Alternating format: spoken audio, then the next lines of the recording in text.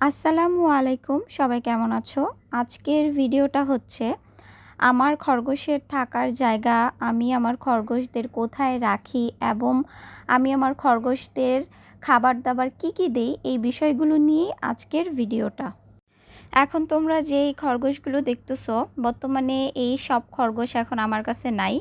কিছু খরগোশ আমি সেল করে দিছি।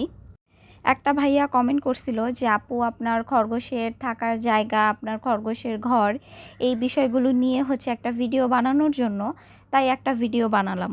আর আমি আমার খরগোশের হচ্ছে সব সময় হচ্ছে ঘাসটা দেওয়ার চেষ্টা করি, যে আমার খরগোশ যাতে সবসময় ঘাসটা খেতে পারে, সেই হিসেবে আমি সবসময় আমার খরগোশকে আনলিমিটেড হচ্ছে ঘাস দেওয়ার চেষ্টা করি। তাছাড়াও বেশি অতিরিক্ত গরম পড়লে সেই ক্ষেত্রে হচ্ছে সপ্তাহে 2 দিন আমি ওটস স্যালাইন পানি হচ্ছে খরগোশকে দিয়ে রাখি, যাতে ওটস স্যালাইন পানি খরগোশ খেতে পারে।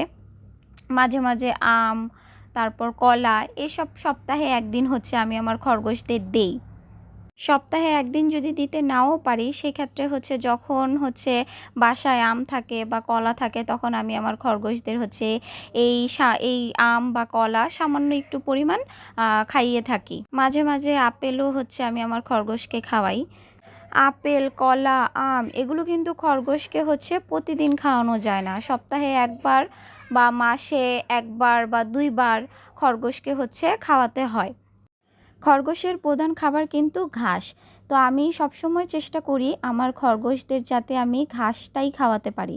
তো তোমরা যারা খরগোশ পালন করতেছো বা তোমাদের বাসায় যাদের খরগোশ আছে, তোমরা সবসময় চেষ্টা করবা যাতে তোমরা তোমাদের খরগোশদের ঘাসটাই খাওয়াতে পারো। মাঝে মাঝে কিন্তু আমি আমার খরগোশদের কলমি শাক, তারপর মালঞ্চা শাক, এগুলোও কিন্তু আমি আমার খরগোশদের হচ্ছে খাইয়ে থাকি। এখন আমার কাছে যে কয়টা খরগোশ আছে, এই খরগোশগুলোর থাকার ঘর, ওদের কোন জায়গায় রাখতেছি, এটা এখন আমি ভিডিও করে হচ্ছে দেখিয়ে দিচ্ছি। আর আমি আমার খরগোশের জন্য একটা ফ্যান লাগিয়ে দিয়েছি, কারণ এখন অতিরিক্ত গরম, তো যাতে আমার খরগোশের গরম না লাগে সেক্ষেত্রে কিন্তু আমি অনেক আগেই হচ্ছে ওদের জন্য একটা ফ্যান লাগিয়ে দিয়েছিলাম। এখন বর্তমানে আমার খরগোশের ঘর এই ঠিক এরকম একটা, এটা হচ্ছে মেল, আর ওই 3টা হচ্ছে ফিমেল ছিল, আর আরেকটা মেল আছে। টোটাল 5টা খরগোশ এখন আছে। একটা ফিমেল র্যাবিট ছিল, ওই র্যাবিটটা হচ্ছে সাইড দিয়ে এরকম নেট কেটে ফেলেছিল, যার কারণে এইভাবে ইট দিয়ে রেখেছি।